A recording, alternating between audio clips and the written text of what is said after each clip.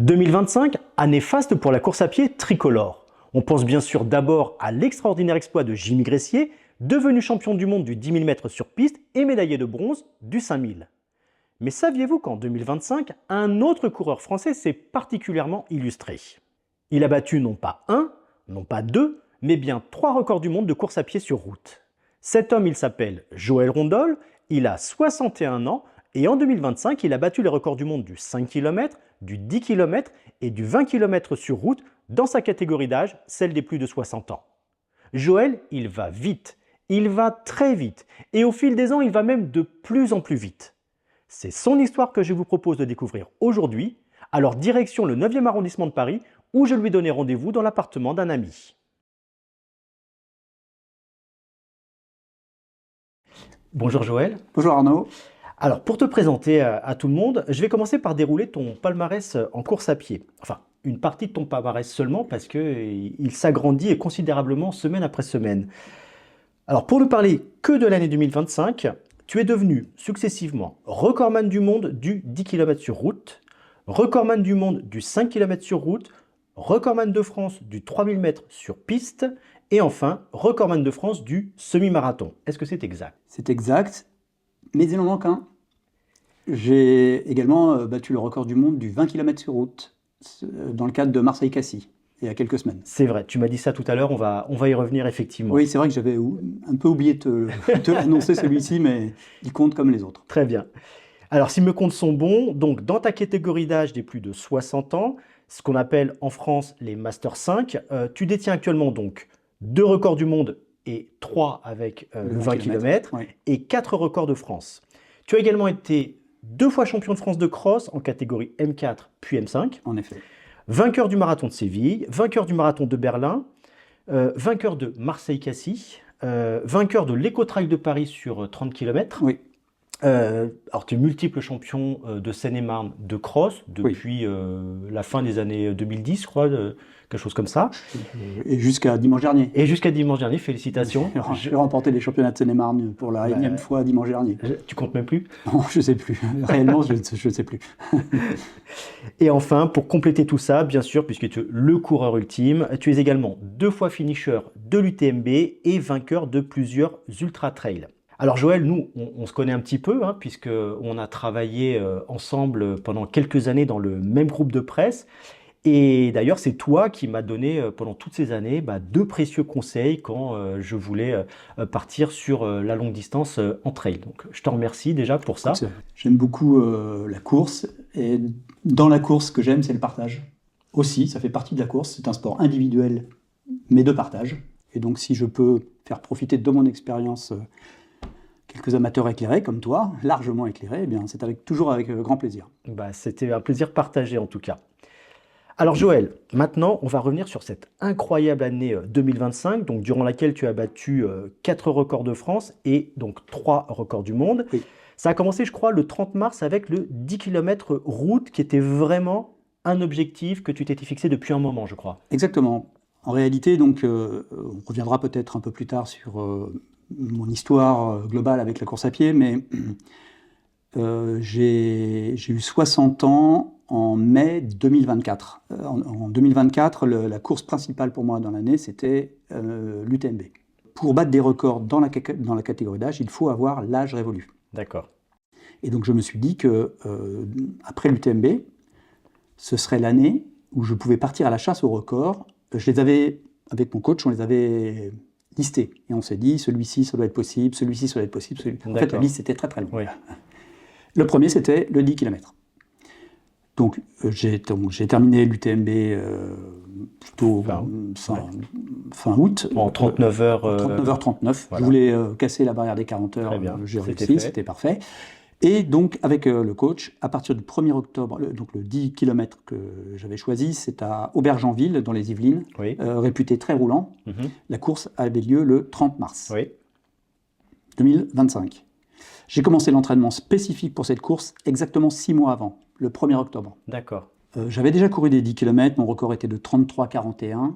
Souvent, ces records, je les battais quelques semaines après un ultra, toujours réalisé en été, Ah oui. donc avec une préparation qui n'était pas du tout optimisée. D'accord. Cette année 2025, j'ai mis le trail de côté et je me suis focalisé sur les objectifs route et piste. Donc ça faisait quand même quelques années que je n'avais pas couru un 10 bornes. Et donc on s'est donné 6 mois avec mon coach pour essayer de battre le record de France qui était de 33,09. L'objectif de départ, c'était le record de France. Record de France, oui, le record de France. Le record du monde, c'était même pas envisageable. Oui. Je n'avais aucune idée de quel était le record du monde dans ma catégorie d'âge. Et donc, 6 mois en enfer, j'ai envie de dire. Il a fallu en 6 mois rattraper le temps perdu, spécifiquement sur ce genre d'épreuve. 6 mois d'entraînement vraiment très difficile pour essayer de battre ce fameux 33,09. Donc moi, l'objectif, c'était 33,00. Donc 3,18 d'allure, 3 minutes et 18 secondes au kilomètre. Et donc, j'ai répété mes gammes, je me suis approprié l'allure petit à petit, semaine après semaine, mois après mois. Puis, il s'est passé ce qui s'est passé, et je ne saurais même pas te dire ce qui s'est passé. J'ai pris le départ de la course avec la jauge de confiance pleine. Je savais que ça partirait très vite, bien plus vite que l'allure cible prévue. Hein. Et puis, écoute, encore une fois, je ne sais pas ce qui s'est passé, Arnaud. Un kilomètre est passé. Moi, je vais te dire ce qui s'est passé. Il s'est passé que tu l'as fait en 32 minutes 37 et que tu as battu le record de France, donc de 32 secondes, du coup. En effet. 32 secondes. Et donc, c'était assez incroyable. Les kilomètres défilaient. Je voyais tous les kilomètres, la montre bip, et je voyais l'allure, elle était bien plus rapide que l'allure de 3,18 qui était celle choisie. Et au bout d'un moment, j'ai arrêté de regarder la montre. Oui. J'ai juste foncé, tête baissée jusqu'à l'arrivée. Et quand j'ai arrêté la montre et que j'ai vu le chrono, j'étais moi-même le premier surpris. J'étais même stupéfait. C'était incroyable. C'est une course de rêve. D'accord. C'était incroyable. Ouais. Et ce qui est marrant, c'est que, tu me l'as dit par la suite, c'est que pour toi, l'objectif, c'était le record de France. Oui. Donc, tu étais détenteur du record de France, du coup, Oui. avec cette marque. Oui. Et puis, ton entraîneur a fait des recherches et s'est aperçu que c'était également exactement le record du monde. Le record ayant été battu d'une telle marge, 30 secondes, mon coach s'est demandé, mais ça donne quoi au niveau monde ? Quelle est la marque au niveau mondial ? Et je ne sais plus quelle était la marque, le meilleur temps réalisé avant celui-ci, mais il se trouve que je l'ai battu. Voilà. Donc c'est devenu officiellement le record du monde. Et donc, du 10 km. tu apparais donc officiellement sur les fichiers.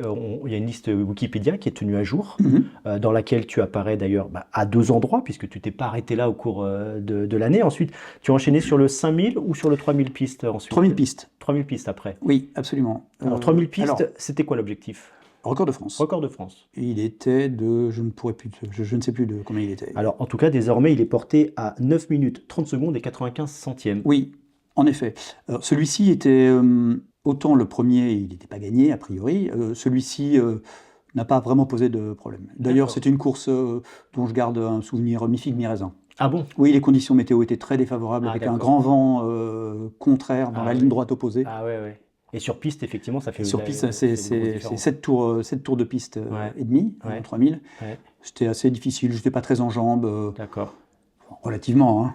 Relativement quand même, record de France. Relativement, je ne fais pas la fine bouche, hein, parce que pour en revenir à ce qu'on disait tout à l'heure, avec le coach, on avait listé un certain nombre de records, et je m'étais dit, si j'en décrochais un, je serais déjà le plus heureux des hommes. Ouais. Et alors, tu vois. Bon. Hein, tu vois, la liste est longue. La liste est longue, puisqu'après on passe aux 5000 routes. Donc là, 16 minutes 01. Alors celui-ci, il a une histoire assez rigolote. Oui. Entre le 3000 pistes et le 5000 routes que tu viens de citer, il y a eu le marathon de Berlin. Oui, on y reviendra tout à l'heure au marathon de Berlin. Le marathon de Berlin, on reviendra, c'était plutôt une course, j'ai envie de dire presque désastreuse, mais on y reviendra. Et en tout cas, une course qui m'a laissé beaucoup de frustration. Et donc le 5000 mètres route, je m'y suis inscrit un peu comme ça sur un coup de tête, 2 ou 3 jours avant la course. Ah, c'était pas l'objectif Non. J'avais prévu de battre le record du monde le record de France, pardon, du 5000 pistes. D'accord. Ça s'est pas très bien passé. Oui. Je me suis blessé pendant la course. Ouais. Ça, on y reviendra aussi. On y reviendra aussi. Et donc, un 5000 routes organisé tout à fait à côté de chez moi, par un ami. Ouais. Et sans préparation spécifique et juste sur la frustration de ce qui s'est passé à Berlin, je me suis dit, va te défouler sur ce 5000. c'est ce que j'ai fait. Alors là, pour le coup, j'ai encore moins bien compris ce qui s'est passé qu'à Aubergenville, puisque... En tout cas, quand tu te défoules, tu fais pas semblant. Hein. Non, là, j'étais un peu énervé ce jour-là, je dois dire. Après, il y a eu donc Marseille-Cassis, donc moi je ne l'avais pas listé dans tes records du monde. Oui, alors oui, en effet, record du monde.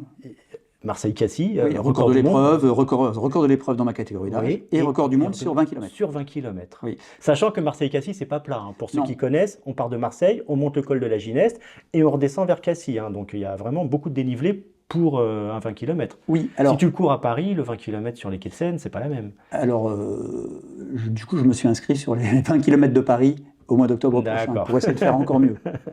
Mais bon, il est vrai que le col de la Gineste, il faut le grimper, mais ensuite... il faut le descendre. On descend. Ouais. Et en descente...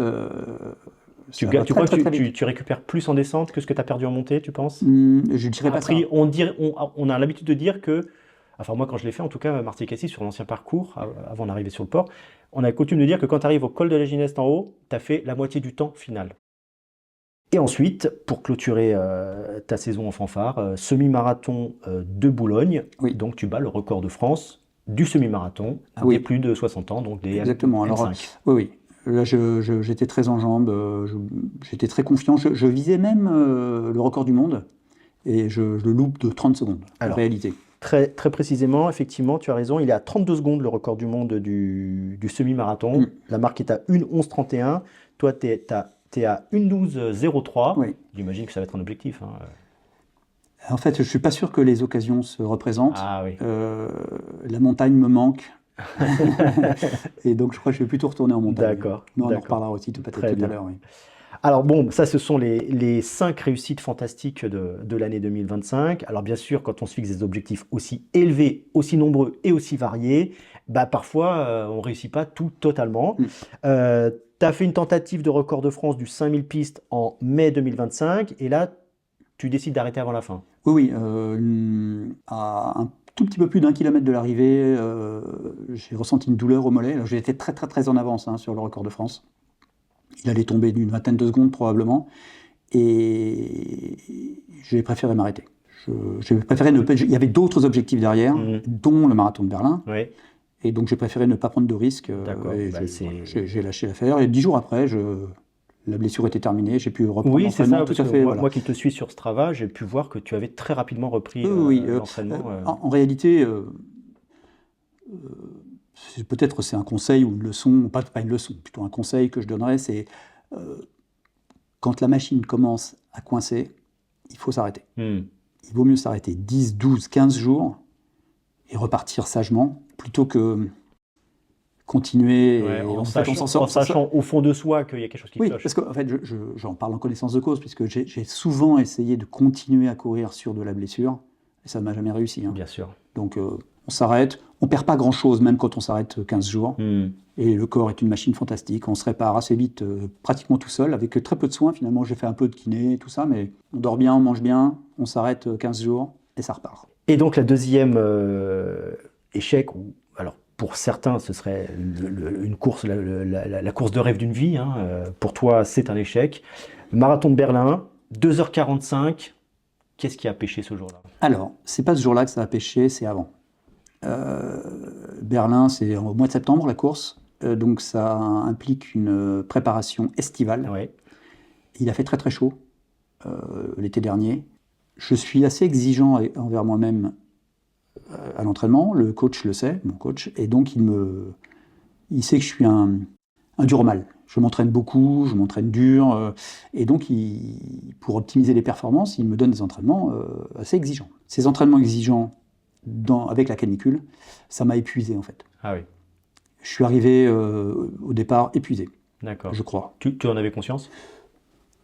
On est toujours un peu dans le déni dans ces cas-là, mais je le sentais moyen. D'accord.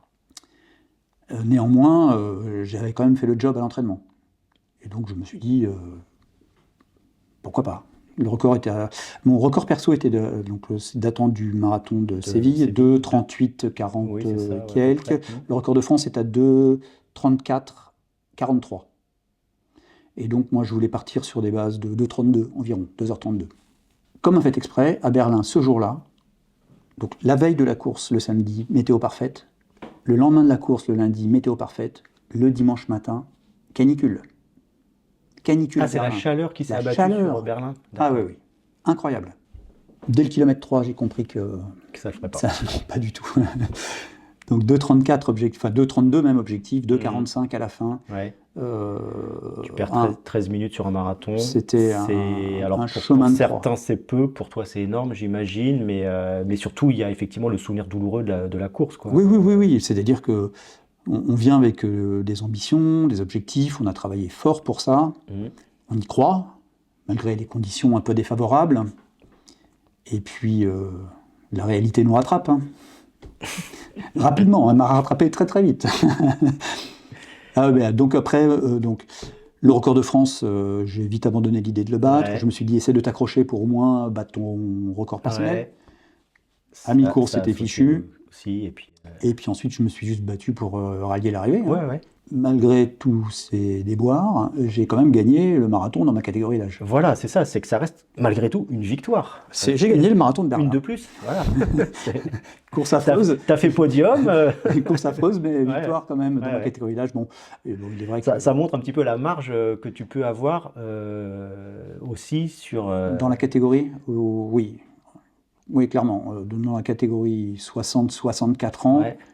Aujourd'hui, je peux le dire, puisque les Bah, faits sont là. Hein, c'est les je chiffres, suis hein, parmi qui le les disent, hein. tout meilleurs coureurs au monde, hein, Ouais. clairement. Et alors justement, ce que tu es devenu aujourd'hui, quand on connaît un petit peu ton histoire et ton passé avec la course à pied, on pourrait croire que tu as toujours couru tout au long de ta vie et que tu as connu une progression linéaire, que tu as toujours été le champion que tu es aujourd'hui, que tu l'as toujours été. Mm. C'est pas du tout le cas, en fait. C'est parfaitement l'inverse. Tu étais très fort quand tu étais jeune, Mm. tu as eu une longue éclipse, et puis tu as repris la course à pied Oui. sur le tard. Oui, en effet. Exactement. Donc, comme je dis parfois, je crois que je courais même avant de savoir marcher. Courir, c'est naturel pour moi. C'est presque inné. J'ai des facilités à courir. J'ai apparemment une foulée très bien posée, fluide, légère. Enfin bref, je suis fait pour ça, pour courir. Ce que j'ai fait beaucoup étant jeune, jusqu'à la catégorie cadet environ. J'ai été sélectionné en équipe de France scolaire de cross, par exemple, à 16 ans. Ça montre que tu avais un niveau déjà national à Oui, l'époque. oui, absolument. J'étais, pour ceux qui connaissent un peu les chronos, à 16 ans, je courais un 3000 mètres en 8 minutes et 58 secondes, à moins de 3 minutes au kilo. Mhm. C'était assez rapide. Oui, bien sûr. Plus de 20 km/h à 16 ans, donc c'était pas... Voilà, j'avais un bon petit niveau. Quelques blessures, et puis globalement une lassitude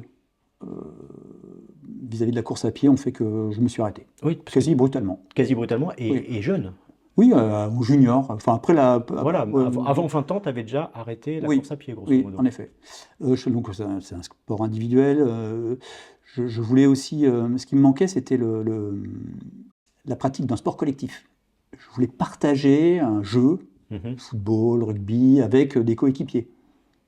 Et non pas, tu vois, pratiquer une épreuve... Enfin, voilà, l'épreuve individuelle, la victoire individuelle ne me suffisait plus. Je voulais...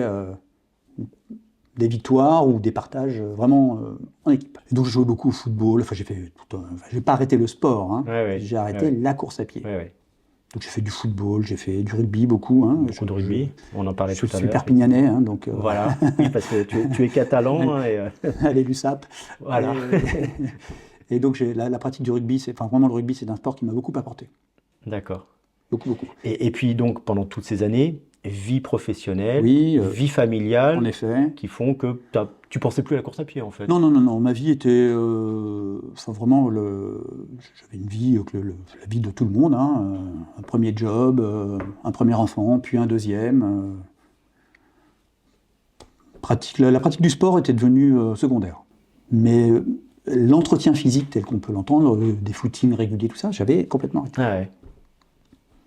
Mais on y reviendra peut-être tout à l'heure, c'est aussi probablement une des raisons pour lesquelles je suis de nouveau fort aujourd'hui. Donc arrêt total de la course à pied jusqu'à ce fameux jour de 2013 où la collègue à la cafétéria te dit qu'elle va faire le marathon de Paris. Et là, ça réveille quelque chose en toi. Exactement. Donc, conversation de cafétéria avec une collègue et qui me raconte qu'elle va participer dans quelques semaines au marathon de Paris. Et je lui dis, tiens, la course à pied, c'est un domaine que je connais. Quand j'étais plus jeune, je courais aussi, etc.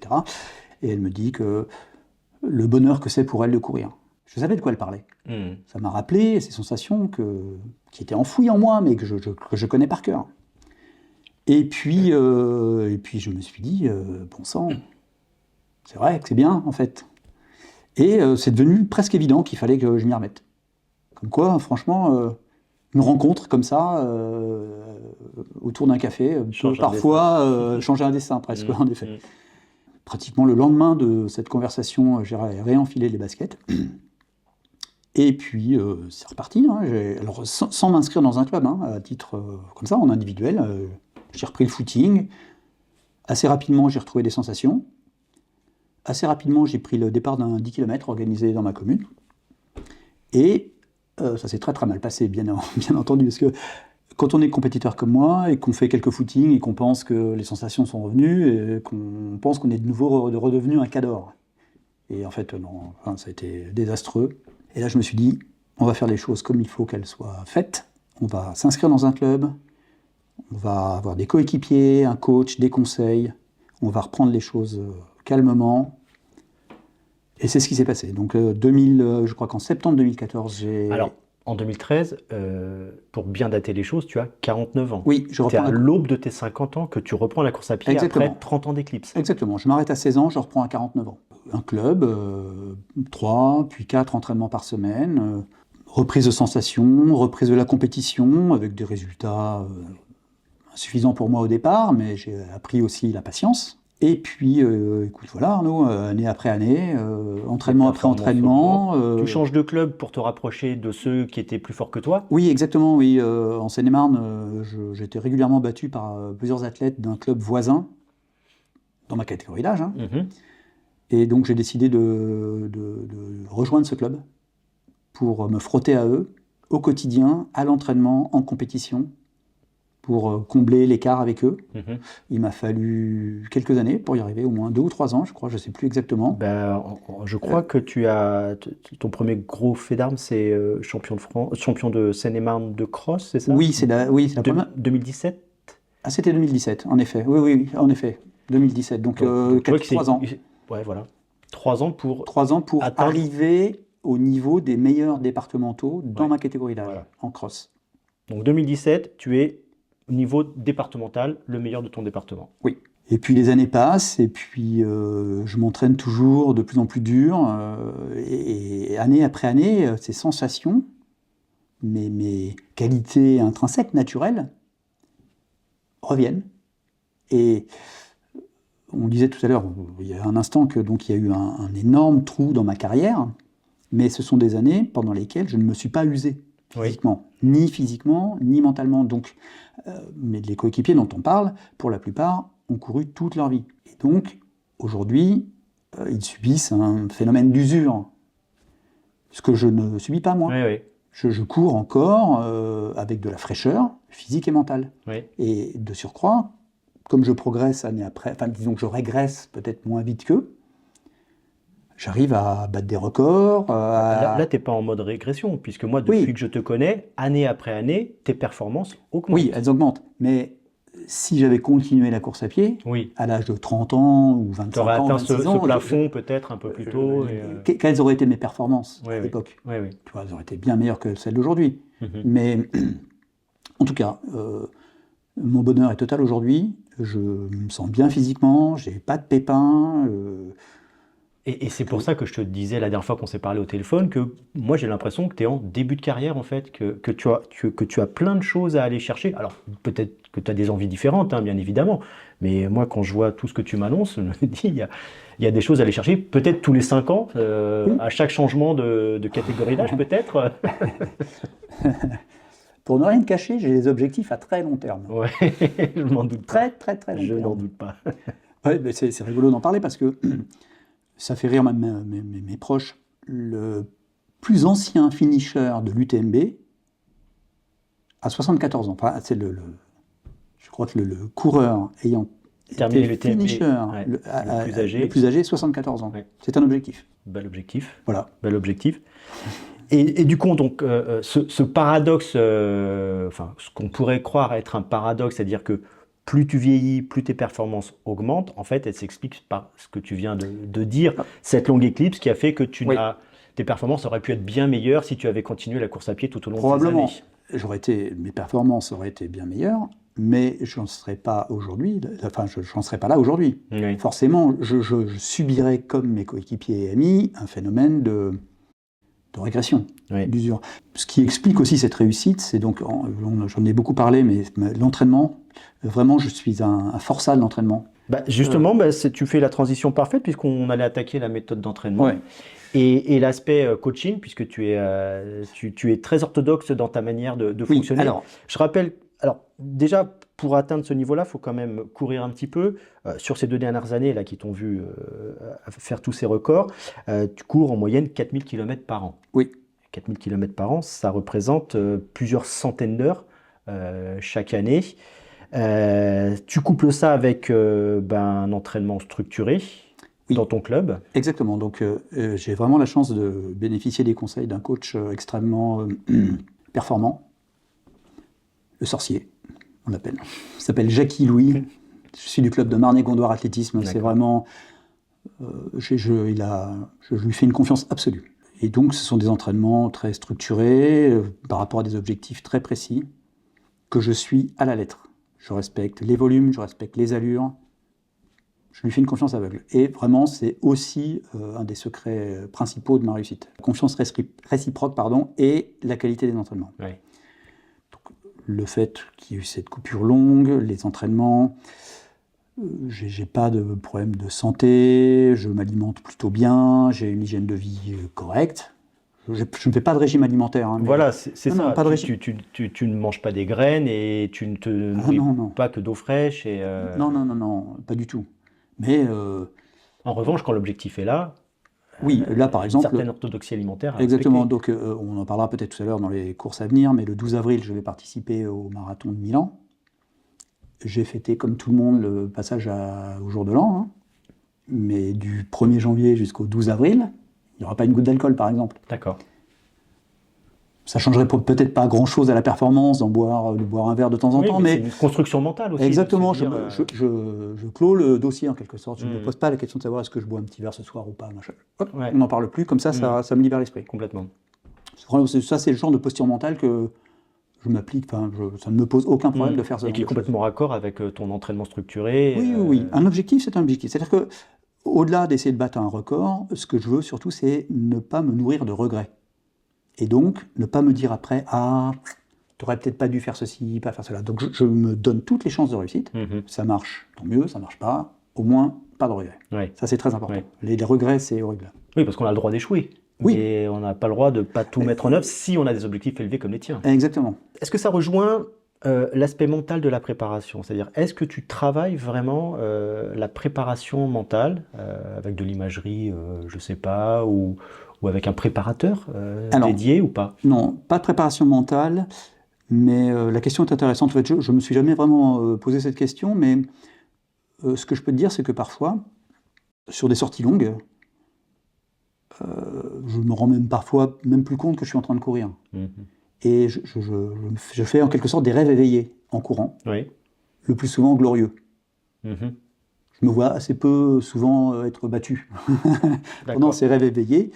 Et est-ce que ça répond à la question? Je ne sais pas, mais en tout cas, je me projette pas mal sur des courses. Oui, donc tu as une imagerie, tu développes un imaginaire positif Exactement. autour de la course en elle-même. Exactement. Parfois, j'imagine des scénarios, parce qu'il y a un certain nombre de courses où je sais que j'ai des adversaires de valeur, et peut-être j'élabore des stratégies, ou... Tu vois, je vis le truc en courant, en rêve éveillé. Est-ce que ce sont mes origines catalanes un peu teigneuses qui font ça? Mais je suis un dur à cuire en course. Il m'est arrivé parfois de gagner des courses pendant lesquelles j'étais clairement pas le meilleur. Tu m'as dit aussi une fois une chose qui m'a marqué, je pense notamment à ton record du monde du 10 km. Tu me disais, moi, peut-être que je suis capable d'aller plus loin dans la douleur que mon adversaire. C'est comme ça que je le vois. Moi, je crois ça. Quand je suis dans l'action, je suis vraiment capable de faire abstraction de la douleur. Seule la victoire compte. Et donc, souffrir, les jambes qui brûlent, le souffle court. Tu arrives à maintenir Je m'en fiche. Ouais. l'allure. Il me reste 1 km, 2 km. Je raisonne en temps. Il reste 5 minutes 30 à courir. Oui. Qu'est-ce que c'est que 5 minutes 30 C'est vrai. Même si tu es. À mon petit niveau, je raisonne aussi parfois comme ça. 5 minutes 30 à souffrir, c'est à la fois long et court. En tout cas, moi, je peux le supporter. Ouais. Peut-être un peu plus que les autres. D'accord. Et là, pour le coup, sur ce genre d'épreuve, parce que finalement, prenons l'exemple d'un marathon. La distance Rennes, 42 km et 195, ça peut paraître long. C'est une longue distance. Mais moi, je suis 2 fois finisher de l'UTMB. 170 km. Oui. Donc, qu'est-ce que c'est que 42 km? Oui. Tu vois, j'ai pas... Et puis en termes de durée d'effort, c'est 2h45 versus 39 heures pour un UTMB. Exactement. J'ai pas la même relation à la distance, parfois, que certains de mes adversaires. Oui. Et donc ça, c'est un atout. Le trail, on en reparlera peut-être tout à l'heure, le trail m'apporte aussi... Le trail et la course sur route, souvent, les trailers charrient les routiers, et les routiers se moquent des trailers. Ils les appellent les randonneurs, ou je sais pas quoi. Mais en fait, moi, je pratique les deux.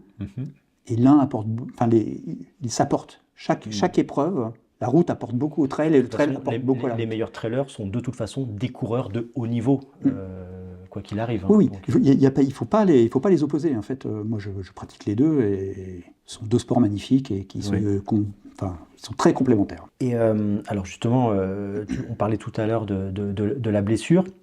Comment tu fais pour gérer la blessure? Tu l'as un petit peu évoqué en disant « je suis capable de m'arrêter pendant 15 jours si je sens qu'il faut que je m'arrête pendant 15 jours ». Mais tu as eu un apprentissage par rapport à ça. Tu disais que tu as couru sur des blessures et que ça ne t'était jamais bien passé. Oui, bien sûr. Donc là, vraiment, c'est un sujet sur lequel j'ai vraiment fait beaucoup de progrès. La première fois que j'ai vu un ostéo, c'était il n'y a pas si longtemps que ça. L'apport et le soutien du corps médical dans la gestion des blessures, c'est assez nouveau. J'ai appris à m'arrêter.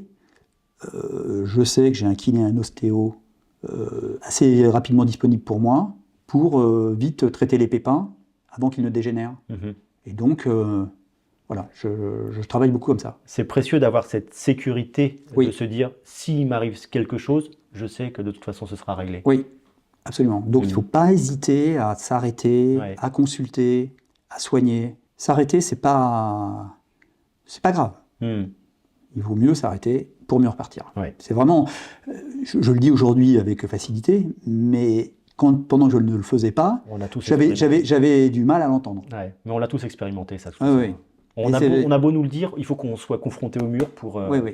Au niveau du matériel, quand tu cours sur route comme ça, alors sur piste, j'imagine que tu mets des pointes, et quand tu es sur route, l'arrivée des plaques carbone, tu penses que c'est aussi un accélérateur de performance par rapport à... Comment tu le ressens, toi, l'utilisation des plaques carbone? Alors moi, je suis féru de matériel. Je m'intéresse beaucoup aux nouveautés, à toutes les marques. Je choisis les chaussures avec lesquelles je cours avec beaucoup de pertinence. Je n'ai pas une marque de référence, même si en ce moment je cours plutôt Adidas. Adidas, oui, beaucoup. J'ai vu. Je pense que les chaussures à plaque carbone ne conviennent pas à tout le monde. Ils conviennent même à assez peu de coureurs finalement. Ce sont des chaussures extrêmement performantes quand on sait en faire usage. Il y a deux façons, à mon avis, de savoir en faire usage, c'est d'aller vite, courir vite. Plus tu cours vite, plus la chaussure restitue l'énergie. Ça, c'est quelque chose que je ressens vraiment. C'est pour ça que je cours pas avec des plaques carbone. Ça m'étonne pas. Mais surtout, il faut avoir du pied. Alors, pour ceux qui vont peut-être nous faire l'honneur de nous écouter, avoir du pied, c'est vraiment avoir un contact au sol extrêmement bref et plutôt sur le médio. Il faut avoir la sensation de pousser jusqu'au bout des orteils en quelque sorte. Pas d'attaque talon. Et donc, je connais plein de coureurs très rapides qui n'ont pas de pied. Et donc, ils courent vite, mais malgré tout, la façon dont ils posent le pied au sol, la plaque carbone ne leur apporte finalement pas grand-chose. Il y a des marathoniens de haut niveau qui attaquent talon. Après, même un bon coureur, passer le kilomètre 30 sur un marathon, au bout d'un moment, il a peut-être un peu talon. Mais bon, se dégrade. Absolument. Mais bon, globalement, vraiment, la plaque carbone, c'est vraiment pour quand on court vite et qu'on a du pied. On peut courir avec de la plaque carbone, même si on n'a pas ces qualités-là. Mais les vertus de la plaque carbone, on n'en bénéficie pas finalement. Ça t'apporte quoi? Ça t'apporte du confort, donc ça veut dire que tu retardes la fatigue Et donc, c'est ça qui te fait avancer plus vite ou c'est vraiment la technologie qui te fait gagner pas après Alors, pas en fait, de la vitesse? réellement les deux, parce que, par exemple, hier soir, j'ai fait une séance d'entraînement assez difficile, sur de la fatigue, et j'ai fait le choix j'avais des 3000 à faire, 3000, 2000, 1000, plusieurs fois. J'ai fait le choix de mettre les plaques carbone pour faire cette séance. Ça m'a été très utile, parce que elles sont joueuses, dynamiques, et sur des jambes un peu chargées, fatiguées, elles apportent de l'aisance, du dynamisme, du confort. Pour faire du running loisir, vraiment, c'est pas la peine de chercher à investir 250 ou 300 euros parce qu'elles sont très chères. C'est très cher, et puis en plus, elles ont une durée de vie qui est très courte. Ça, je sais pas. Écoute, moi j'ai des plaques carbone qui ont 800 km et qui sont toujours. Donc je sens pas que le rendement. Ah, d'accord, ok. Je sens que le rendement est toujours là. C'est bon à savoir parce que c'est pas du tout l'image que j'avais. Ok. Un autre aspect de la course aussi, c'est un petit peu les à côté. Quand tu pars sur une course, que ce soit un 10 km ou un marathon, tu emmènes ta tribu avec toi, il y a ta femme qui te suit, ta femme court également. Oui. Tu as besoin d'avoir une assistance dans tous les à côté de ta course, c'est important pour toi? Oui, avoir les proches autour de soi quand on a un objectif précis ou ambitieux, c'est véritablement un plus. Bon, déjà, tu le disais Arnaud, mon épouse fait de la course à pied aussi, elle fait principalement du trail, d'ailleurs elle vient de se préinscrire à l'UTMB, elle sera peut-être finisher l'UTMB, je lui souhaite dans quelques mois. Et donc déjà elle comprend l'exigence, le temps qu'il faut passer à l'entraînement pour arriver à ce niveau de performance. Donc moi, je peux aller m'entraîner, l'esprit serein par rapport à ça. Ouais, elle comprend, elle accepte, elle aussi s'entraîne plusieurs fois par semaine. C'est une passion qu'on a en commun. Donc ça, c'est vraiment un confort moral très précieux. Ouais. Et puis, parlons du semi-marathon de Boulogne. Le record de France à 1:12:03. J'avais donc... mon épouse était là, ma belle-sœur, mon beau-frère, mon fils, sa compagne, leur fille, ma petite fille donc. Allez papy, au kilomètre 5. Ce sont des boosts extraordinaires. Vraiment, j'étais très heureux de courir devant ma petite fille, de la retrouver à l'arrivée, de lui passer ma médaille, elle a 7 ans. C'est pas grand-chose, mais ça compte aussi dans la performance. C'est pas que c'est pas grand-chose. Moi, je pense au contraire que c'est très important. On est plus là sur l'entourage que sur l'assistance, du coup. Oui, alors, mon épouse, à chaque fois que j'ai fait 2 fois sur l'UTMB, l'UTMB, elle était là. Elle était là. 2 nuits blanches aussi pour elle, quasiment. Hein. Très bien. Non, et je lui rendrai l'appareil, j'espère, dans quelques mois. Alors maintenant qu'on a dit tout ça, qu'on a énuméré cette longue liste de records, maintenant, qu'est-ce qu'il te reste à faire? Alors, au niveau des records sur route, est-ce que tu as encore des choses à aller chercher? Ah oui. Le marathon? Oui. Alors, donc, 2025, c'était la chasse au record. Tous azimuts, du 3000 pistes au marathon. Le plus mythique de tous, c'est le marathon. Donc, j'ai fait chou blanc à Berlin, je retente ma chance. Le 12 avril, je vais à Milan, avec toujours pour objectif de battre le record de France. Donc là, j'ai commencé la préparation, on doit être à 14 ou 15 semaines de l'événement. D'accord. Je suis en plein dedans, je cours 130 km par semaine. 130 km par semaine, oui, c'est des kilométrages de coureurs de haut niveau.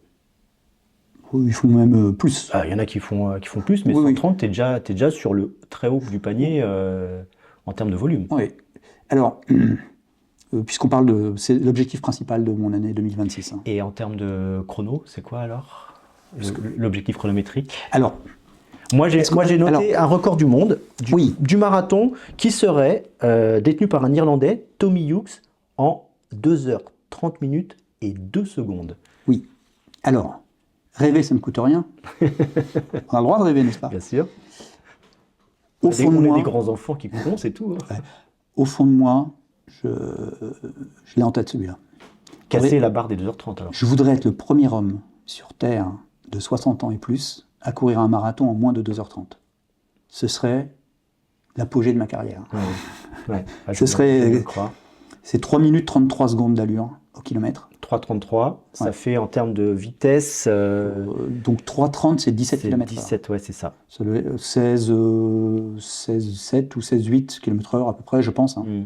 Je vais à Milan pour faire 2,29, 59. En gros. Il devait être un petit peu vert, pour un Irlandais, c'est le cas de le dire, ce Tommy Hughes, puisque 2,30,02, Oui, il échoue c'est dommage. à, C'est dommage, ouais, à ouais. 3 secondes de casser cette barrière. Oui, eh bien voilà.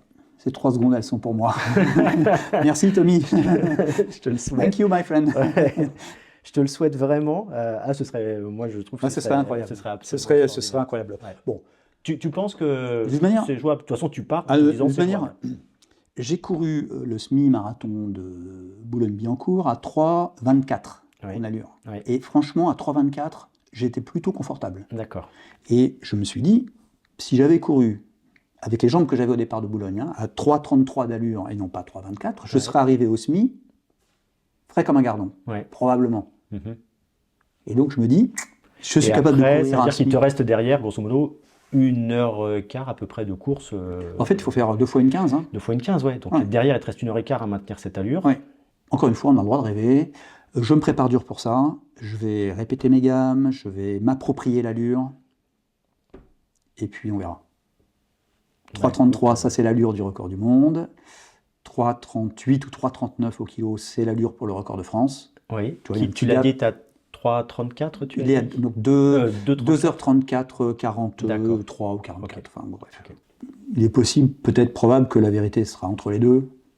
Peut-être un 2h31, 2h32. Mais ça veut dire que tu vas partir sur une Ah, mais base, je pars sur les bases du base record du monde. chronométrique Oui. de 2 heures, enfin moins de 2h30. Oui, sauf si mes sensations à l'entraînement quelques semaines avant Ouais. sont... Je ne serai pas dans le déni cette fois comme à Berlin. C'est-à-dire Mhm. que si je sens que j'ai pas les jambes pour tenir 3 minutes 33 d'allure, je partirai raisonnablement sur peut-être du 3,36, 3,37 pour Mhm. assurer, entre guillemets, Ouais. le record de France. D'accord. Mais tout ça, ça s'ajuste un peu au dernier moment. Ouais, d'accord. En tout cas, l'ambition réelle, elle est de casser ces 2h30. Ce serait... Bon, ben, en tout cas, moi, Incroyable. je serai un spectateur attentif de cette performance. Et puis, si on veut regarder plus loin aussi, tu disais aussi tout à l'heure, tu l'as évoqué, que tu avais des envies de trail. Oui. Donc, de revenir sur trail, plus ou moins longue distance, performant. Là Alors, encore, l'ultra, pour l'instant, non. Vraiment, ces courses de 40 heures, j'en ai plus envie pour l'instant. Mhm. Qui reviendra à 74 ans. 75. 75. 74 à battre. Il y a une course que je vais m'inscrire à la Saint-Élion, par exemple, Ouais, au mois de novembre Ouais. 2026. ouais, Une course que j'ai jamais faite parce qu'au mois de novembre, fabuleuse. tu l'as Je l'ai faite en 2023. Ah oui, J'ai d'accord. beaucoup aimé. Il y avait de la neige, il faisait froid, c'était Ah oui, oui, glacé. c'est une année très Ouais, difficile. j'ai hein. adoré. Je veux la même empire. En novembre, dans ma saison, novembre c'est toujours la période 10 km route, cross, etc. Donc j'ai jamais eu l'occasion de faire la Saint-Élion. Mhm. Donc cette année, c'est un objectif. Je veux remporter la Saint-Élion dans ma catégorie d'âge. Ça veut Et dire donc, que tu le courrais en combien? Alors, ça dépend des années, hein. On n'a pas toujours le même kilométrage sur la Saint-Élion, ça varie entre 72, 78, 80, c'est pas toujours le même kilométrage. en combien de temps? À toi de me le dire, Arnaud. Je- Combien de temps as-tu mis? alors, moi, je suis pas un coureur rapide. Moi, je voulais faire entre 11 et 12, j'ai mis 10h50. Et il y avait 78 km. Je pense que entre 7 et 8. Ouais, je pense 8. Comme ça, hein, au doigt mouillé. Ouais, 8, ouais. je pense. C'est mythique comme course, donc tu as, Ouais. une grosse concurrence, hein, forcément, sur ces courses-là. Ouais. Tu as une grosse concurrence. Alors, hein. Alors, moi, je suis toujours à la recherche des sas un peu préférentiels Mhm. pour partir un peu devant. Bien sûr. Et là, le sas préférentiel pour la Saint-Élion, il faut avoir un index UTMB à 580. Ouais. Le mien, aujourd'hui, est à 568. Et tes performances sur route ne valent Ah non, rien non, non, par ouais. rapport à ça. Hein. Ah non, rien Ouais. du tout. Donc du coup, là, le 1er février, je vais participer à un trail de 25 km et 750 des plus dans le 95, pas très loin de chez moi. Ah, ben c'est à Bouffémont, Oui, le Maxi Cross. le Maxi Cross, ouais. Oui. Et j'espère y faire une belle perf pour faire passer mon index UTMB au-delà des 580 requis. D'accord, Voilà, c'est... c'est l'objectif. Ouais. voilà, tu vois, Et dans le cadre de ta préparation Oui. pour Milan en plus. Exactement, donc avec la validation du coach. Ouais, toujours. Oui, on est quand même encore assez loin de l'objectif. Et puis finalement, c'est un travail de force et d'endurance qui s'inscrit parfaitement à ce stade de la préparation pour Milan. Voilà, donc l'objectif, c'est de marquer suffisamment de points au cours du maxi-cross pour faire cette bascule au-delà des 580. Et là, l'index, tu le montes grâce à ton classement dans la course? Oui, classement dans la course, et aussi, alors c'est une mécanique un peu complexe à comprendre, hein, l'index UTMB, mais ça dépend de ton classement dans la course, et ça dépend aussi de l'index des coureurs présents ce jour-là.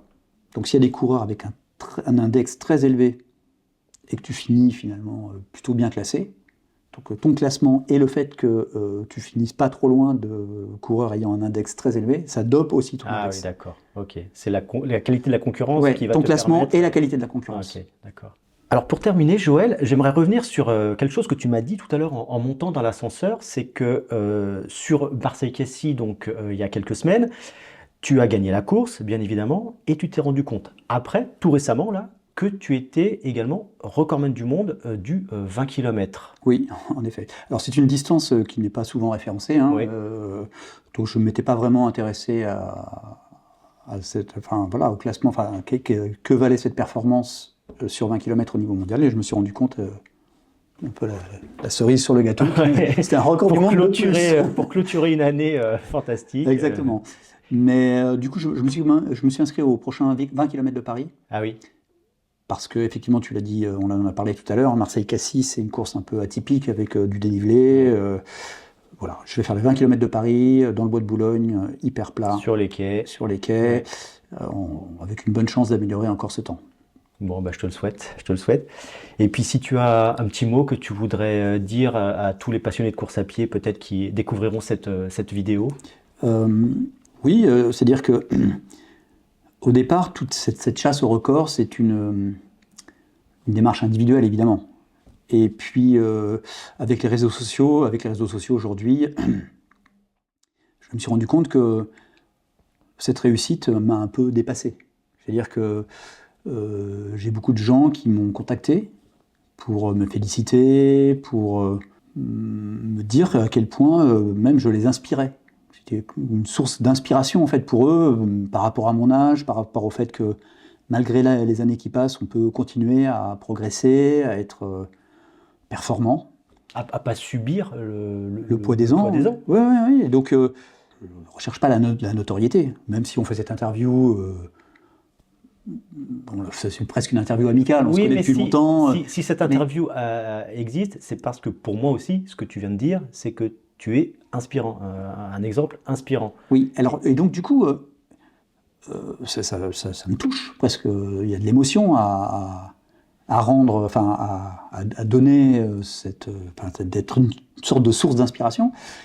Et finalement, ça prend presque le pas sur ses records et ses performances. C'est presque ma plus belle victoire finalement. Cette reconnaissance. Cette reconnaissance et cet espoir que je donne aux gens. Certains peut-être voulaient lâcher l'affaire du running ou trouvent que c'est un peu dur, mais en fait, tout est possible. Et non seulement il ne faut pas lâcher, mais surtout, tu montres qu'il faut s'y mettre. Ah oui, il faut s'y mettre intelligemment. Hein. C'est-à-dire que, non, mais c'est important, c'est vrai, c'est une remarque pertinente, parce que 4000 km par an, ça fait beaucoup d'heures à arpenter les sous-bois autour de chez moi, les rues, les trottoirs. Et je vois évidemment beaucoup de coureurs loisirs qui courent le plus souvent beaucoup trop vite. Beaucoup trop vite. Donc, si je peux faire passer un message, c'est que la course à pied, c'est... je cours vite quand j'accroche un dossard sur le maillot, mais le plus souvent à l'entraînement, je cours très lentement. Courir lentement, c'est presque le secret pour courir vite. En tout cas, c'est la meilleure chose à faire pour durer et progresser. Souvent, je vois des gens probablement qui courent autour d'un lac, et qui jour après jour essaient de battre le record autour du lac. C'est pas la bonne méthode. Pire chose à faire. Il faut courir lentement et petit à petit faire des séances spécifiques de vitesse pour... Et cibler les intensités. Exactement. Donc vraiment, on bat pas un record tous les jours. Pour battre un record un jour, on court lentement le plus souvent. Voilà. Eh bien, merci pour tous ces messages, Joël. Avec Et grand puis, plaisir. à très bientôt donc à Milan, Milan, pour suivre ce ouais. qu'il en est. Milan, Saint-Élion. Moi, à titre personnel, je te suis sur Strava, puisque tu es sur Strava. Ton Strava est en accès libre. Oui, absolument. Donc, chacun peut venir le consulter. Oui. Et puis, à très bientôt alors. Avec grand plaisir. Merci Arnaud. Joël, merci beaucoup. C'était super. Merci.